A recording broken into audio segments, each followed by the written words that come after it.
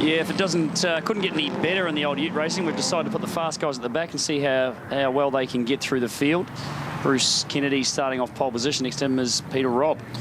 These are the two guys to watch. Chris Walton and Chris Hanley. They've split a race win each so far this weekend, and they've been exceptionally quick too. So they'll be coming through this field at an alarming rate, but with 13 cars in this one, they've got a few guys to pass over the 10-lap journey. Slower than that. So those two guys will be dicing it out, and it'll be interesting to see who manages to slice their way through the field the cleanest and the quickest. But I'd say that'd be a good idea for Chris Hanley there to use Chris Walton very wisely in this one and get him to be the one that paves the way through it, and see if he can get rid of him before the end of the race and get the race win. But it should be a bit of a battle here as they get ready for the start. Keep an eye for Peter Ward as well, the demolition expert, so he could be a bit of a wrecking ball in this one. It's Peter Robb and Bruce Kennedy off the front row. The revs come up.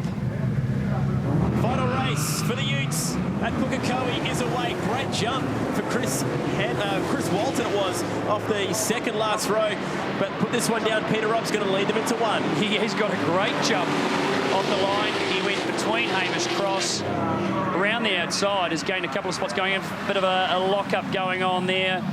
That was Peter Ward, the wrecking ball. Oh, slight foot. Is he going to get Ward? No, they just get away with it.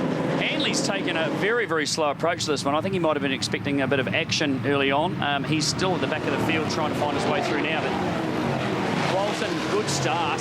He's very anxious to get down the inside here into turn 5. There's no room through. You can see a rear bumper on the 12 car, David Kernahan. His rear bumper's been pushed forward. It's all happening. Turn 6. Still getting through cleanly. One takes to the grass. That's Gibson sliding out wide. Oh, Hamish Cross with problems again. He's pulling over to the side. He's had a broken axle, broken gearbox, and it looks like race 3 isn't going to get much better for him. An absolute shocker this weekend, unfortunately. Hamish Cross, who's a renowned kart racer, done an immense amount of time in karting through the years. Look at this.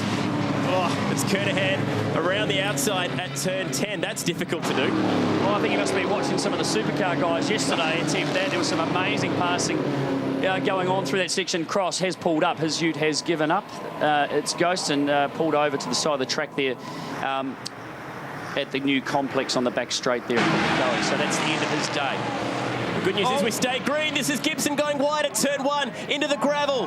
Can he keep it going all the way through? Of course he can. Good save. Oh, he's still going to pull this up yet. Yeah, losing a few spots is not the fastest way around turn 1 at Pukekohe. This looks like Walton on the inside. He's going to make some ground here. He's definitely going to make some ground. David Kernahan, he's got a bit of a balloon with that rear bumper being squished, and you can see how wide that Falcon Ute is. It's not going to be helping his straight line speed at all. James Urquhart wants a bit of this. He'll also get up the inside of Kernahan and Peter Ward as well. Oh, straight over the curbs. No worries. Straight over the Pepsi Max sign. He wasn't intent at all on using the black stuff on that one. There he is. The rally crossing continues. He's got Lightfoot to the outside, so Lightfoot will pick up a position. Ward running on the grass. They jam on the anchors into turn 8, pulling these Utes up, big, heavy cars. Still all go here at the front, though.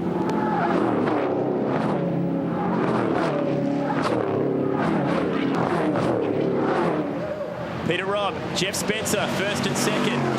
Jeff Kernahan in third. Spencer had a good run yesterday. I think he ended up, I think, overall in the third position after starting from the front row. He's looking a bit pacier today, actually. His speed definitely looks a little bit better than what he was yesterday. Chris Hanley's running through there.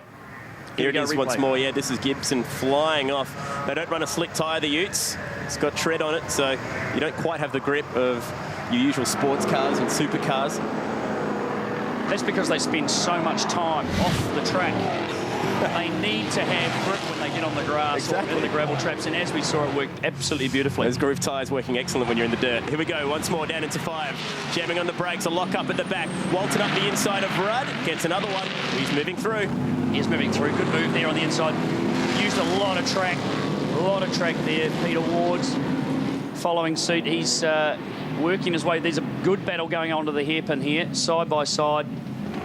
Urquhart in the Mitre 10 trade Utes, giving him a little bit of a helping hand through the hairpin, and it is backing up big time. Yeah. The important thing here is Hanley Hanley has lost, or is not losing positions, but he's losing sight of Chris Walton, the Aussie, the only Aussie out there, a Queenslander. But Rob still leads him. He's down to complete the fourth lap. Spencer. Oh, back again. Is that Gibson again? Is he going to hold on? He's in the fence. Oh, it's a huge hit for Gibson. Massive hit coming out of turn 11. And big damage to the front of the Ute. Coolant spilling everywhere along the front straight as well. It is a massive, massive hit. Just too much required of the steering on the grass. Couldn't get enough opposite lock into it. Very difficult to control. And I have no question that should, yes, come under safety car. These guys will be slowed down. So the Petters STP safety car will pick up the field. And, gee, that was a big hit for Gibson. I do hope he's okay. He was out in the weeds earlier. And this is, again, we've seen a few of the V8 boys doing this weekend, haven't we, Greg? Yeah, that's not the right place to be. It looks like he may have just got back on the gas a little bit early there, and he's just run out of lock. Got back on the track. Oh, massive hit. See the concrete wall move. That is a huge impact there. We've borrowed the concrete walls from the old Hamilton circuit and put them in this weekend, and he's given them a real test here right in front of the huge crowd too. He was a long way off the track. He's got off onto the grass very early coming up over the hill. Here we go. Watch and listen to this. It's just way out wide. Hold on. Oh, man. When it gets away from you, it can happen quickly. The good news is he's out of the car and he can walk away from this one, albeit with a fair bit of damage. Safety car controlling the field. We'll return to green flag racing after this.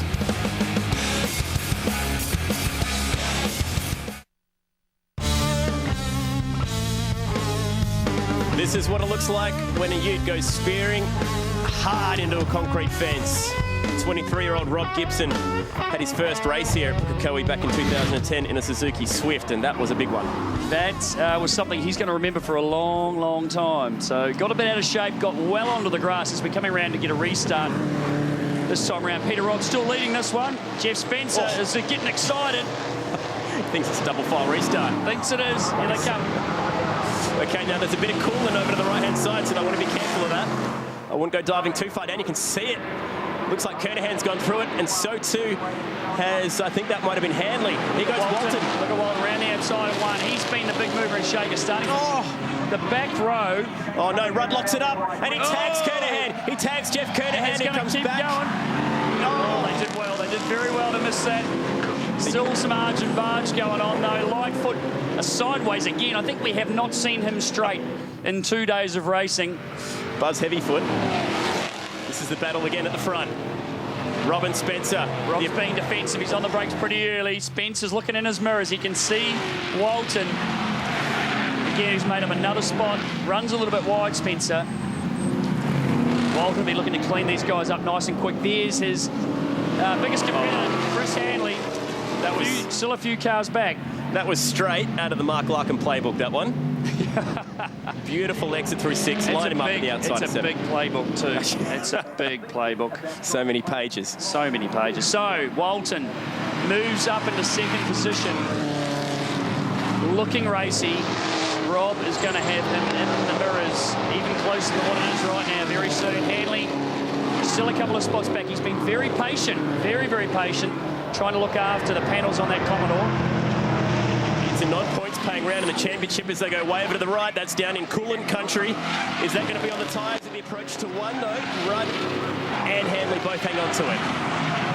Oh, we got one out back on the grass. It's Peter Ward. He's getting sideways. Oh, straight over the curb. Sideways. He's going. Is he going to hold it? Look at his hands. Look at his hands go. What a save. That is a fantastic save. He needs one of those things that you have on the forklift. Like a forklift driver. Oh, we've got, I think that's Dave Kernahan at the back. That thing's finally given up the ghost. Yep. It's being punished all weekend.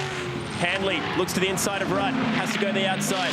Rudd puts the big block on. Here we go. He's going to do it again here. But here we go. Hanley, he's got the outside around him. Replay. Okay, back at the restart. Yeah, this is Rudd, who's going to come up the back and just tag Jeff Kernahan. That's an awful place to get turned around right in front of the pack.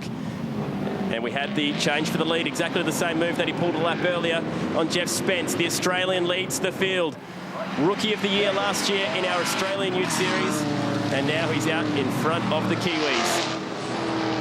without a doubt. That little safety car period helped him gain a bit of time on the leader, but clearly he's got a bit of pace on us. Here's this.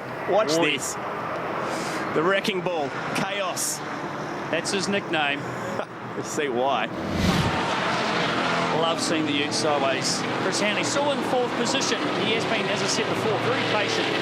He's still got a couple of laps left to try and, well, actually, his time is running out. To see where he ends up. We've got yellow flags there for the stranded car of Dave Kernahan. Hanley looks to the inside. Looks to the outside. It's not going to happen there. I reckon he'll look at the inside again. Green flag. Here we go. He's trying to line him up. He is going to look at the inside. Spencer could not make that ute any wider. Into 5. Hanley's going to go round the outside of it. Here he goes.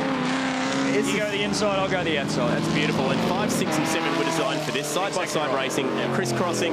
It's working a treat. Saw a bit of that yesterday in the supercars, the Ute boys, showing they may have been watching. Very Andy talented. is going to run out of time here.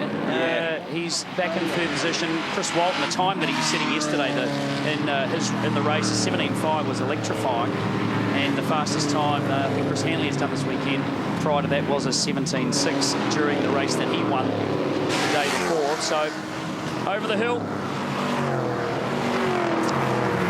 On to the final lap. Start the final lap. It's Chris Walton out front. Chris Hanley couldn't quite make up the distance that he needed to. There's Rob Gibson giving the thumbs up. Good to see that that young man's okay. Yeah, I think he's going to have a few sore bones tomorrow and a few muscles. That was a serious impact. Obviously, wearing a hands device, which would have protected his neck there in such an impact. But estimated that probably was well over 100 k's an hour that he hit that concrete. Okay, this battle's still going. It's James Urquhart in the 10. Lightfoot going side by side with Ward. We know that this guy does not give in. It may be the last lap, but it doesn't mean it's over. Look up the inside. Where's he going to go? Urquhart gives him room, and he pulls it off. Fantastic, but it's not over yet. Urquhart on the outside, and Wardy will just slip it out of turn 6 and loses a lot of time, but it looked cool. Now Chris Hanley has made up a lot of ground on the last lap on Mr. Rob. And he's pushed onto the grass. He's given him no room at all. But hey, those treaded tyres, they work on all surfaces. Hasn't lost him much time at all. But I don't think he's going to be able to get a final run. And the killer, Chris Walton, comes across the line to take the final Ute race of the weekend. Well, that was brilliant. What a race. When you start them with the quick guys at the back, you can always expect a bit of drama. It's exactly what we saw. And wasn't it worth the trip for this guy? 2 wins for the weekend. Chris Walton taking out the 3rd and final race.